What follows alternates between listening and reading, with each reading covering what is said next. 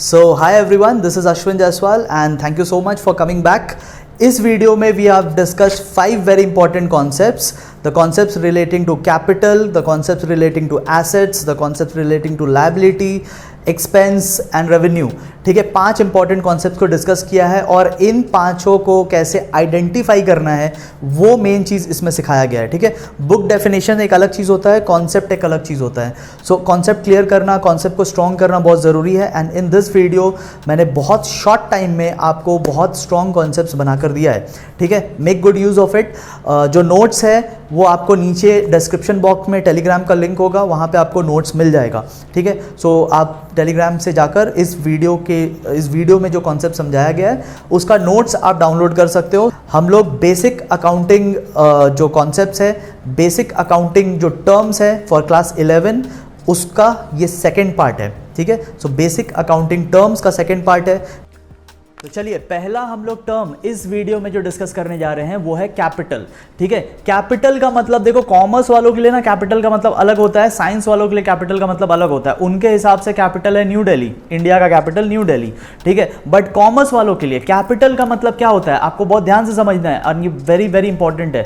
ठीक है, 5 important terms हम लोग इस वीडियो में डिस्कस करने जा रहे हैं. एंड पहला जो टर्म है वो है कैपिटल. ठीक है, for commerce students, for accounts students, capital का मतलब होता है फंड्स जो ओनर ने अपने बिजनेस में लगाया. ठीक है, if I start a business और मैं उस बिजनेस में पैसा लगा रहा हूं, उस पैसे को कैपिटल बोलते हैं. बहुत सिंपल सा बात है, owners capital is owners funds invested in the business. ठीक है, ओके, ये वो पैसा है जो ओनर ने, ठीक है, बिजनेस के प्रोप्राइटर ने, बिजनेस के ओनर ने अपने बिजनेस में लगाया है. ठीक है, उसको हम लोग बोलते हैं कैपिटल. इसका एक और नाम है, इसको ओनर्स इक्विटी भी बोल सकते हैं. ठीक है, क्या बोल सकते हैं? Owners equity. तो दिस इज द फंड जो आप अगर बिजनेस कर रहे हो, आपने अपने बिजनेस में जो पैसा लगाया, अपने जेब से जो पैसा लगाया, from your own pocket the money that you have invested, that money is known as capital. ठीक है, यहां एक एग्जांपल ले लेते हैं. जैसे मेरा आसनसोल में क्लास चलता है द कॉमर्स वर्ल्ड नाम से. ठीक है, मान लो मैंने इसमें अभी मानने का है तो कुछ भी मानो, तो बड़ा अमाउंट मानते हैं. मान लो I have invested 10 crore rupees in this business. ठीक है, मैंने अपने क्लासेस चलाने के लिए 10 करोड़ रुपीज लगाया. I am the owner. ठीक है, और द कॉमर्स वर्ल्ड मेरा बिजनेस हो गया. तो आई have invested 10 crore in this business. तो 10 करोड़ क्या हो गया? ये मेरा कैपिटल हो गया, ये मेरा ओनर्स इक्विटी हो गया. ठीक है, बहुत सिंपल सा कॉन्सेप्ट है. एंड थोड़ा आगे जाके इसको फिर से वापस आएंगे इस पे डिस्कशन के लिए. अभी के लिए इतना ही मान के चलो. Capital is the fund invested by the owner. ठीक है, right. Next very very important term that we are going to learn is asset. Capital के जितना इजी नहीं है. कैपिटल बहुत सिंपल था, ओनर्स का इन्वेस्टमेंट, ओनर्स का पैसा, दैट इज कैपिटल. बहुत सिंपल था. बट एसेट आपको समझना होगा. एसेट क्या होता है? Let me change the ink colour. चलो येलो कर लेते हैं. अब एक चीज समझो, एसेट क्या होता है? एसेट वो होता है जो आपको फ्यूचर में, ठीक है, फ्यूचर में इकोनॉमिक बेनिफिट देगा, इकोनॉमिक बेनिफिट देगा. ठीक है, एसेट इज एनीथिंग जो आपको फ्यूचर में इकोनॉमिक बेनिफिट देगा. फ्यूचर तो आप समझते ही हो, जो समय आने वाला है, the time that is going to come, that is future. Economic मतलब पैसा, मनी, फाइनेंशियल. ठीक है, फाइनेंशियल बेनिफिट देगा. अब बेनिफिट का क्या मतलब हुआ? बेनिफिट के 2 मतलब हुए यहां पे. बेनिफिट के 2 मीनिंग हुए. देखो, फ्यूचर आपको पता है, इकोनॉमिक आपको पता है. बेनिफिट यहां किस टाइप का बेनिफिट का बात कर रहे हैं? देखो, गेटिंग इनकम इज बेनिफिट. तो आपको इनकम पाने में जो हेल्प करे, to get income, anything that helps you to get income in future is asset. And second benefit क्या हो सकता है? Save expense. आपका एक्सपेंस बचाने में भी जो हेल्प करे वो भी एसेट है. इनकम लाने में जो हेल्प करे वो भी एसेट है. एक्सपेंस बचाने में जो हेल्प करे वो भी एसेट है. तो 2 टाइप के बेनिफिट होते हैं. तो जब भी क्वेश्चन में कोई डिटेल दिया रहेगा ना, तुम अपने मन में सोचना कि क्या इसके चलते फ्यूचर में अर्निंग हो रहा है, तो वो एसेट है. क्या इसके चलते फ्यूचर में खर्चा बच रहा है, तो वो एसेट है. एसेट केवल यही 2 चीज होते हैं. देखो, बुक डेफिनेशन अलग चीज है, डेफिनेशन हम लोग लर्न करके जाएंगे, एग्जाम में लिख देंगे. बट कॉन्सेप्ट एक अलग चीज होता है. कॉन्सेप्ट आपको समझना पड़ेगा. ठीक है, what I am explaining over here right now is the concept. बाद में डेफिनेशन अलग से लर्न करके हम लोग लिखाएंगे, वो बुक से लर्न करके लिख लेंगे. ठीक है, डेफिनेशन ये लो ना, ये रहा तुम्हारा डेफिनेशन, ये जाके लिख देना वहां पे. बट कॉन्सेप्ट क्लियर होना चाहिए तुम्हारा. ठीक है, और कॉन्सेप्ट क्या है? एसेट किसको बोलेंगे? Anything which will get you future income और which will save your future expense, वो एसेट है। ठीक है, कुछ एग्जांपल देख लेते हैं। जैसे कि मान लो डेटर है। डेटर कौन होता है? डेटर वो होता है ना जिससे हमें फ्यूचर में पैसे पाने होते हैं। We are going to receive money from the person, उसको डेटर बोलते हैं। तो फ्यूचर में उससे अर्निंग होगा, हमें फ्यूचर में उससे पैसे कमाएंगे, तो वो एसेट है। ठीक है, फर्नीचर, फर्नीचर कैसे एसेट है? क्योंकि फर्नीचर मेरा फ्यूचर का एक्सपेंस घटाता है। फर्नीचर मेरा बिजनेस को चलाने में काम आता है। अगर फर्नीचर नहीं होता मेरा तो किसी से रेंट पे लेना पड़ता, और रेंट पे लेते तो खर्चा होता, और वो खर्चा अब नहीं हो रहा है, तो इसीलिए ये मेरा एसेट है। ये खर्चा बचा रहा है मेरा। ठीक है, आइदर मेरे को अर्निंग कराओ या मेरा खर्चा बचाओ, वही मेरा एसेट होता है। व्हीकल, अगर मेरे पास व्हीकल है, अगर बिजनेस में व्हीकल है तो बिजनेस उसी व्हीकल को यूज करेगा। अगर बिजनेस में व्हीकल नहीं है तो भाड़े पे लेना पड़ेगा, और भाड़ा लोगे तो एक्सपेंस होगा, फ्यूचर में रेंट देना पड़ेगा, फेयर देना पड़ेगा, तो वो बच रहा है मेरा, तो इसीलिए ये मेरा एसेट है।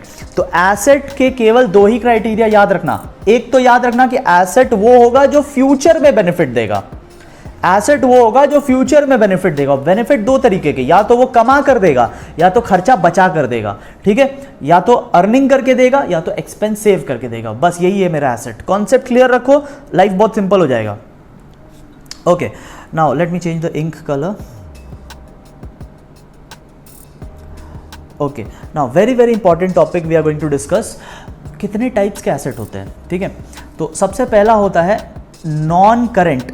देखो, करंट किसको बोलते हैं? पहली बात, करंट होता है शॉर्ट टर्म एसेट, ऐसा एसेट जो जिसका लाइफ 12 महीने से कम का है। ठीक है, और वो इजीली कन्वर्टेबल टू कैश है।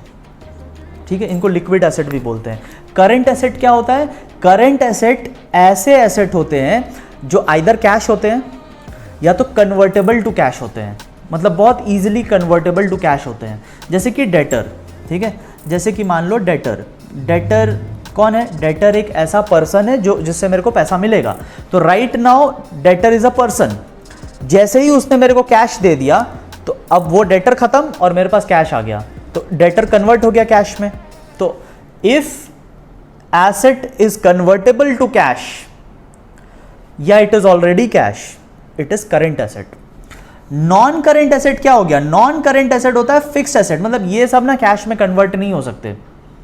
जैसे आपने अपने इंडस्ट्री में बहुत बड़ा सा मशीन लगाया है, तो मशीन क्यों लगाए हो? मशीन लगाए हो प्रोडक्शन करने के लिए, तो उसको हम लोग बेचेंगे नहीं, उसको हम लोग कैश में कन्वर्ट नहीं करेंगे, उसको लाइफ टाइम मशीन यूज़ करेंगे।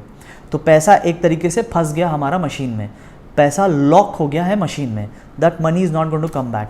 ऐसे एसेट को हम लोग क्या बोलते हैं? ऐसे एसेट को हम लोग बोलते हैं non current asset. Current asset convertible to cash होता है, non current asset not convertible to cash होता है। अब ये नॉन करेंट एसेट जो है दो टाइप्स के होते हैं। नंबर वन होता है टैंजिबल।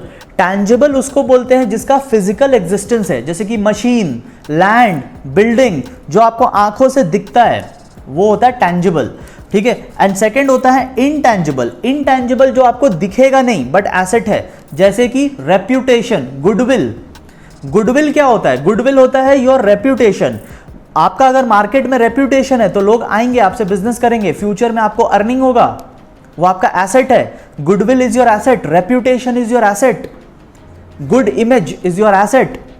तो अगर आपका इमेज अच्छा है मार्केट में, अगर आपका रेप्यूटेशन अच्छा है मार्केट में, तो लोग आएंगे आपसे बिजनेस करने के लिए, कस्टमर्स आएंगे आपके पास, आपको फ्यूचर में अर्निंग कराएंगे। तो your goodwill, your reputation, your good image is your asset.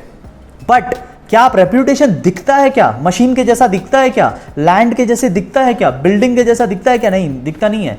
Reputation is a concept, it is not a physical thing, तो उसको इनटैंजिबल बोलेंगे। जो दिखता है, जिसका फिजिकल एग्जिस्टेंस है, वो टैंजिबल। जो नहीं दिखता है, जिसका कोई फिजिकल एग्जिस्टेंस नहीं है, वो इनटैंजिबल। नेक्स्ट आता है वेस्टिंग एसेट। वेस्टिंग एसेट क्या होते हैं? ये ना जैसे बहुत बड़े बड़े कंपनीज होते हैं, वो लोग क्या करते हैं? कोल माइनिंग का काम करते हैं या ऑयल रिफाइनरी में काम करते हैं, मतलब ऐसे एसेट जो, मतलब लैंड इज ऑल्सो एसेट। अब सपोज एक कोल प्रोडक्शन कंपनी है, जैसे Coal India. Coal India is a coal production company.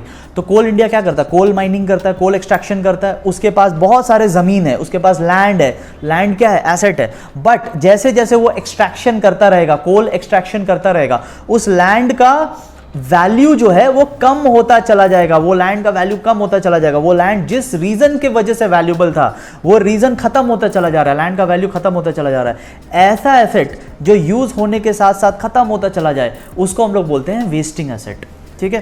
And last आता है फिक्टिशियस एसेट। फिक्टिशियस एसेट क्या होता है ना, ये मतलब एंट्रीज हम लोग पास करते हैं, आगे जाके हम लोग सीखेंगे जर्नल एंट्रीज। तो ये ना एंट्रीज के थ्रू क्रिएट हो जाते हैं, ठीक है। तो इसके बारे थोड़ा आगे जाके हम लोग डिस्कशन ज्यादा करेंगे। These assets are created because of journal entries, ठीक है। ये बहुत इंपॉर्टेंट चार्ट है, एसेट का डेफिनेशन एंड एसेट का टाइप, ठीक है। आई होप आपको ये समझ में आया होगा, ठीक है। नहीं आया है तो एक बार रिवाइंड करके देखो। देखो ये सब चीज़ ना एक बार में समझने वाला नहीं है चीज़।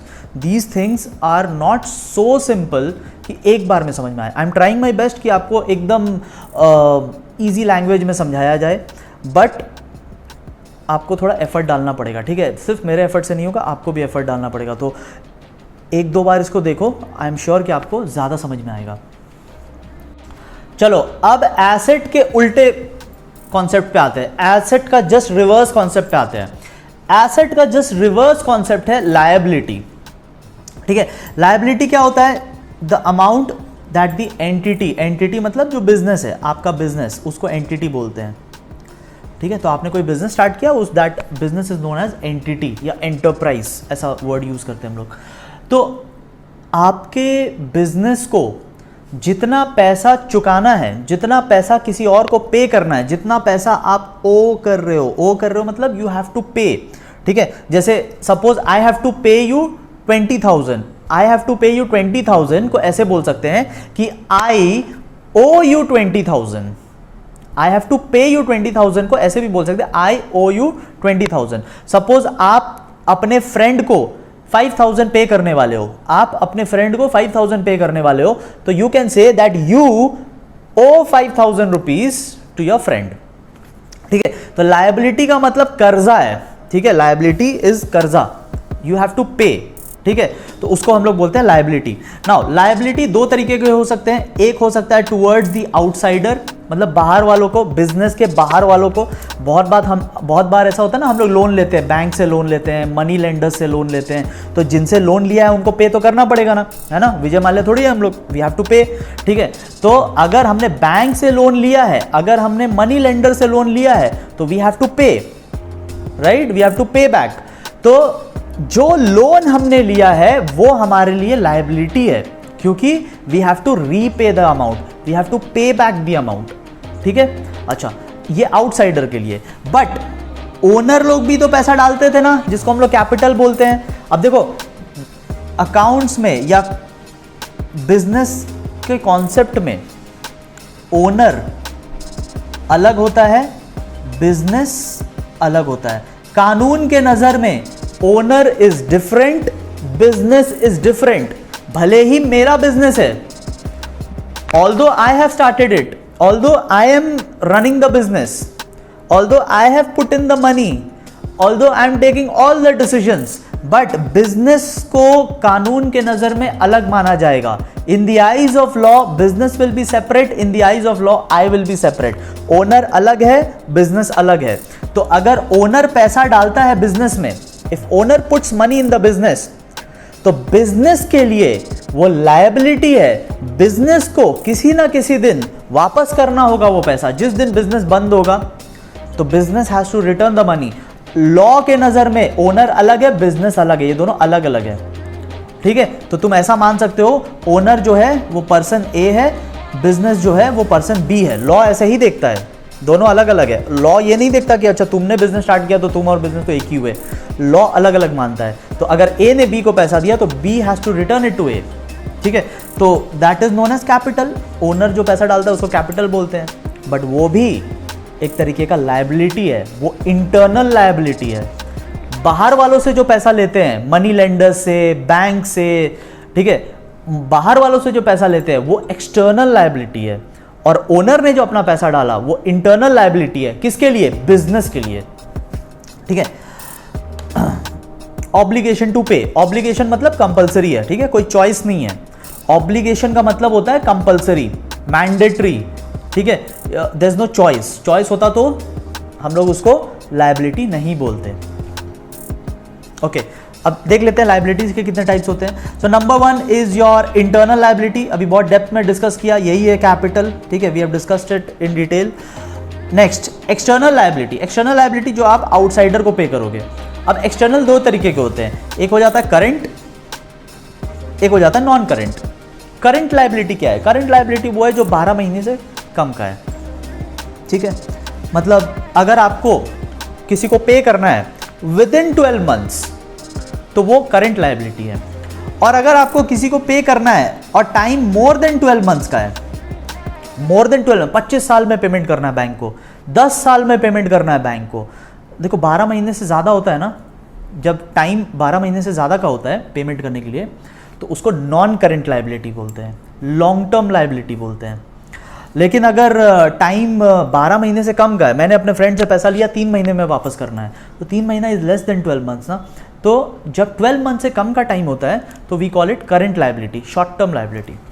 And last very very important, contingent liability. Contingent liability क्या होता है? कंटिंजेंट लायबिलिटी वो होता है ना, देखो लायबिलिटी मतलब we have to pay, but contingent liability का मतलब we have to pay only if some event happens, कुछ ना कुछ होगा देन पेमेंट करेंगे, वैसे नहीं पेमेंट करेंगे। जैसे कि एग्जाम्पल सपोज मेरा कोर्ट केस चल रहा है, ठीक है, सपोज मेरा कोर्ट केस चल रहा है एंड सामने वाले पार्टी को आई have to pay 50,000 if I lose the case.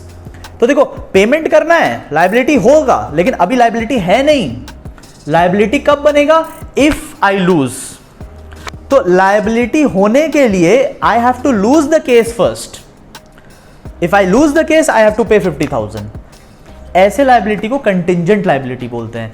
Contingent liability is the liability which depends on the happening of some event. मेरा 50,000 पे करना मेरे केस हारने पे डिपेंडेंट है। If I don't lose the case I don't have to pay 50,000, if I lose the case I have to pay 50,000। इसको बोलते हैं contingent liability. Now we are coming to the last but very very important concept of the basic concept chapter, expense revenue, ठीक है, expense and revenue. अब देखो expense क्या होता है? आप बिजनेस में बिजनेस को चलाने के लिए तरह तरह का खर्चा करते हो, जैसे स्टाफ को सैलरी देंगे, एरिया का रेंट देंगे, इलेक्ट्रिसिटी बिल देंगे, ठीक है, अगर हमारा ट्रांसपोर्टेशन का बिजनेस है तो पेट्रोल का खर्चा, गाड़ी के ड्राइवर को खर्चा, मतलब depending on your business you have to spend some money, ठीक है, आपका कैसा भी बिजनेस हो, इलेक्ट्रिसिटी का खर्चा आएगा, रेंट का खर्चा आएगा, स्टाफ का सैलरी आएगा, ठीक है, there are different type of expense. अगर आप ऑफिशियल काम करते हो तो प्रिंटिंग का पेपर का खर्चा, ठीक है, ऑफिस में तरह तरह का खर्चा। सो ये जो स्पेंडिंग आप कर रहे हो अपने बिजनेस को चलाने के लिए, इसको हम लोग बोलते हैं एक्सपेंस, ठीक है। Expense are basically your cost of operation, operation मतलब बिजनेस चलाना, ठीक है, the cost of running the business, ठीक है, बिजनेस को रन करना इसको हम लोग बोलते हैं ऑपरेशन, बिजनेस को चलाना इसको बोलते हैं ऑपरेशन, ठीक है। तो एक्सपेंस का मतलब हो गया the cost of running your business, ठीक है, ओके। नेक्स्ट आता है रेवेन्यू। अब देखो रेवेन्यू और अदर इनकम दोनों ही एक तरीके से इनकम है, ठीक है। रेवेन्यू जो हो गया ना, ये रेवेन्यू एंड अदर इनकम, ये दोनों इनकम ही है, लेकिन रेवेन्यू वर्ड कब यूज करते हैं? जब हमारा मेन प्रोडक्ट बिकता है। सपोज मेरा बुक स्टोर है, तो बुक स्टोर में बुक बिकेंगे, selling books is going to be my revenue, ठीक है, मेरा काम बुक बेचना है तो selling books will earn me revenue. लेकिन उसी बुक स्टोर में मेरा एक बुक शेल्फ था, फर्नीचर था, एक बुक शेल्फ था जो कि बहुत पुराना हो गया है, and now I want to replace it. तो हम क्या करते हैं, ये बुक शेल्फ जो है, ये जो फर्नीचर है, बुक शेल्फ जो है, हम इसको बेच देते हैं। अब इसको बेचने से जो अर्निंग हुआ that is not my revenue, क्योंकि रेवेन्यू कब बोलते हैं? जब मेन प्रोडक्ट बेचते हैं। मेन प्रोडक्ट क्या है? बुक है। मेरा काम बुक शेल्फ बेचना नहीं है। बुक शेल्फ क्यों बेच रहे हैं? क्योंकि बहुत टाइम से पड़ा हुआ था, now I want to change it, अब मेरे को नया लगाना है, तो पुराना वाला बेच रहे हैं। तो पुराना वाला बेच के जो कमाई हुआ वो मेरा अदर रेवेन्यू है, that is my other revenue. एक और एग्जाम्पल ले लो, मेरा मेन काम है बुक बेचना, तो आई एम सेलिंग बुक्स, ठीक है, तो बुक्स बेच के जो कमा रहे वो रेवेन्यू कहलाएगा, that will be known as revenue. लेकिन इसी बीच में मेरे को ना सपोज लॉटरी का टिकट खरीदने का शौक है, तो मैंने खरीद लिया लॉटरी का टिकट, और लॉटरी का टिकट खरीद लिया और मेरा लॉटरी लग भी गया। तो लॉटरी लगा तो वो मेरा इनकम है, बट क्या वो मेरा मेन इनकम है? मेरा मेन काम क्या है? बुक बेचना, लॉटरी का टिकट खरीदना, ये सब मेरा मेन काम नहीं है। वो तो एक बार चलो खरीद लिया और नसीब इतना अच्छा कि लग भी गया, ठीक है। तो नाउ अब जो लॉटरी का टिकट से मेरे को अर्निंग हो रहा है वो मेरा अदर रेवेन्यू रहेगा, that is not going to be my main revenue, that is not going to be my main revenue, वो मेरा अदर इनकम में गिनाएगा। बट ये दोनों ही इनकम है, तुम मेन प्रोडक्ट से कमाओ या अदर एक्टिविटी से कमाओ, दोनों ही इनकम है, लेकिन एक तुम्हारा मेन इनकम है जिसको रेवेन्यू बोलेंगे, और एक तुम्हारा अदर इनकम है जिसको अदर इनकम बोलेंगे, but both of them are income, ठीक है। यहां पे एक्सपेंस के बाद ये इनकम है, ठीक है, दिस इज इनकम, एंड दोनों ही इनकम है। Revenue is your income number 1, मतलब ये तुम्हारा मेन इनकम है, and other income is your income number 2, ठीक है, ओके। अब एक चीज समझ लो, डेबिट क्रेडिट, ठीक है, डेबिट क्रेडिट ध्यान से समझना, आगे जाके हम लोग सीखेंगे अकाउंट्स में फॉर्मेट कैसे बनता है। अभी I am just going to make one rough format, ठीक है, एक रफ फॉर्मेट बना रहे हैं just to explain you debit credit, ठीक है, just to explain you debit credit. अभी फॉर्मेट जो है रफ फॉर्मेट बना रहे हैं, ठीक है। तो देखो आगे जाके हम लोग सीखेंगे, suppose I make an account like this, rough बना रहे, ठीक है, इसको ज़्यादा सीरियसली मत लेना, रफ एक फॉर्मेट बना रहे। तो ये अब इसमें हम लोग क्या करते हैं, देखो अकाउंट्स में what do we do, money कहाँ से आ रहा है, मनी कहाँ जा रहा है, ये सब का ट्रैक रखते हैं। बिजनेस में होने वाले खर्चे, बिजनेस में होने वाले इनकम, एसेट का इंक्रीज, लायबिलिटी का इंक्रीज, एसेट का डिक्रीज, लायबिलिटी का decrease, capital increase, capital decrease, यही सब का हिसाब किताब रखते हैं बिजनेस में। तो अब मेरा जो अकाउंट है इसका एक लेफ्ट हैंड साइड है और इसका एक राइट हैंड साइड है, दो साइड हो गया, ठीक है। जो लेफ्ट हैंड साइड है ना उसको हम लोग बोलते हैं debit side, left hand side of any account is known as debit side, and the right hand side of any account is known as credit side, ठीक है, क्लियर है। लेफ्ट हैंड साइड को डेबिट साइड बोलेंगे, right hand side को credit side बोलेंगे। अच्छा, हमने जो 5 चीज़ें इस चैप्टर में पढ़ा है वो चीज़ आपको बहुत ही क्लियर होना चाहिए, ये अभी एकदम ध्यान से सुनना, बहुत इंपॉर्टेंट चीज़ बोल रहे हैं।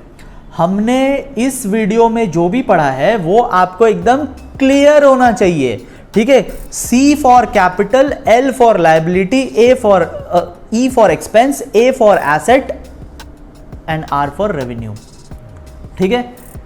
C for capital, L for liability, E for expense, A for asset, R for revenue, clear होना चाहिए। अब क्लियर में देखो 2 चीजें ऐसी है जो वॉवेल से शुरू होती है, वॉवेल्स होते हैं ना A-E-I-O-U, तो A-E-I-O-U में से 2 चीज ऐसा है जो वॉवेल से शुरू हो रहा है, ठीक है, बाकी चीजें नॉन वॉवेल्स है। अब एक चीज समझना, इन दोनों को सेपरेट ट्रीट करेंगे, बाकी तीनों को सेपरेट ट्रीट करेंगे। क्या मतलब सेपरेट ट्रीट करेंगे, मतलब क्या, जैसे कि कैपिटल या तो बढ़ सकता है या तो घट सकता है। अगर ओनर ने ज़्यादा पैसा लगाया तो कैपिटल बढ़ेगा, ओनर ने पैसा निकाल लिया तो कैपिटल घटेगा, ठीक है। लायबिलिटी या तो बढ़ सकता है तो घट सकता है, एक्सपेंस या तो बढ़ सकता है या तो घट सकता है, एसेट या तो बढ़ सकता है घट सकता है, रेवेन्यू या तो बढ़ सकता है घट सकता है। ये सब चीज़ या तो इंक्रीज हो सकते हैं या तो डिक्रीज हो सकते हैं। अच्छा, तो अगर ये सब इंक्रीज होंगे, if all of them will increase, तो वॉवेल्स वाले जो है ना उनको हम लोग डेबिट साइड में लिखेंगे। मतलब अगर एक्सपेंस और एसेट इंक्रीज होता है तो जब अकाउंट बनाते हैं तो लेफ्ट हैंड साइड में लिखते हैं, लेकिन कैपिटल, लायबिलिटी, रेवेन्यू अगर ये लोग इंक्रीज होते हैं तो इसको हम लोग राइट हैंड साइड में लिखते हैं, क्रेडिट साइड में लिखते हैं, ठीक है।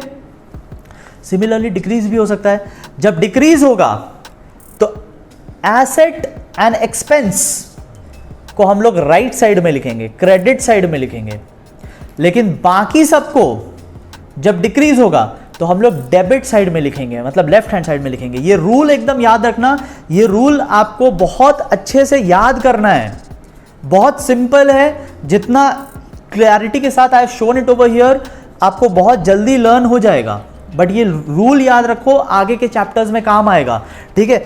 जो वॉवेल से शुरू होते हैं E and A, expense and asset, इनको अलग मान के चलेंगे क्लियर में, और कैपिटल, लायबिलिटी, रेवेन्यू को अलग मान के चलेंगे, ठीक है। ई एंड ए का ट्रीटमेंट अलग होगा, सी एल आर का ट्रीटमेंट अलग होगा, कैपिटल, लायबिलिटी, रेवेन्यू का ट्रीटमेंट अलग होगा। अगर इंक्रीमेंट होता है तो एक्सपेंस एंड एसेट को डेबिट साइड में लिखते हैं, लेफ्ट साइड में लिखते हैं, बाकियों को क्रेडिट साइड में लिखते हैं। अगर डिक्रीज होता है तो एक्सपेंस एंड एसेट को क्रेडिट साइड में लिखते हैं, बाकियों को डेबिट साइड में लिखते हैं। मेक श्योर कि आप ये रूल अच्छे से याद करके रखो, ये रूल याद करके रखोगे तो आगे आने वाले चैप्टर में आपको इजी होगा, ठीक है। सो इस वीडियो में यही था, ठीक है। आई होप आपको सब कुछ समझ में आया हो, नहीं भी समझ में आया है तो बहुत नेचुरल सा बात है, अभी आप नया नया सीख रहे हो तो फिर से देखना पड़ेगा। देखो जितनी बार रिपीट करोगे उतना बार कॉन्सेप्ट इंक्रीज होगा, कॉन्सेप्ट उतना स्ट्रांग होगा। ये आप फाउंडेशन बना रहे हो, फाउंडेशन को स्ट्रांग करके रखो तो, और फाउंडेशन स्ट्रांग एक बार करने से नहीं होता है, ठीक है। If you just read it once, if you just watch this video once, तो एक बार में नहीं होगा, ठीक है। नोट्स का जहाँ तक क्वेश्चन है तो नोट्स मेरे टेलीग्राम चैनल पर है, ठीक है, और ये टेलीग्राम का जो लिंक है वो डिस्क्रिप्शन बॉक्स में है, ठीक है। नीचे जो वीडियो के नीचे डिस्क्रिप्शन है वहाँ टेलीग्राम का लिंक है, आप टेलीग्राम में जाकर नोट्स जो है नोट्स डाउनलोड कर सकते हो एंड नोट्स को पढ़ सकते हो, ठीक है। एंड नोट्स में जो भी लिखा है उसको अच्छे से लर्न करना। तो टेलीग्राम में लिंक दिया हुआ है, टेलीग्राम का लिंक दिया हुआ है, यहाँ पे आपको नोट्स मिल जाएगा। और मेरा जो इंस्टाग्राम आईडी है वो भी नीचे लिंक में दिया हुआ है, उसका भी लिंक नीचे डिस्क्रिप्शन में दिया हुआ है, तो आप इंस्टाग्राम पे भी फॉलो करना। वहाँ पर जो भी एकेडमिक अपडेट्स आएगा, क्योंकि बहुत बार होता है कि छोटा सा कोई न्यूज़ होता है, अब छोटे से न्यूज़ के लिए यूट्यूब वीडियो बनाना बहुत ही प्रॉब्लमैटिक होता है, तो छोटे छोटे अगर कुछ न्यूज़ होंगे तो वो सब इंस्टाग्राम में आई पुट, तो इंस्टाग्राम का भी लिंक नीचे दिया हुआ है, तो आप टेलीग्राम एंड इंस्टाग्राम दोनों ग्राम में आप पहुँच जाओ। बहुत सिंपल में और बहुत ही एनिमेटेड वे में आपको समझाया है। इस वीडियो को आपको 2-3 बार देखना पड़ेगा क्योंकि कॉन्सेप्ट बहुत ही ज़्यादा डेप्थ वाला है, ठीक है। तो भले ही वीडियो शॉर्ट है, इसका मतलब ये नहीं कि आप एक बार देखकर पार कर लोगे, ठीक है। You have to review this video, ठीक है। ज़रूरी नहीं है कि बैक टू बैक देखना, बट थोड़े टाइम के बाद आपको वापस से देखना पड़ेगा। नोट्स को अच्छे से फॉलो करो, जैसा वीडियो है वैसा ही नोट्स बनाया गया है सेम ऑर्डर में, तो आपको बहुत ज़्यादा हेल्प हो जाएगा, ठीक है। See you later on and enjoy the video.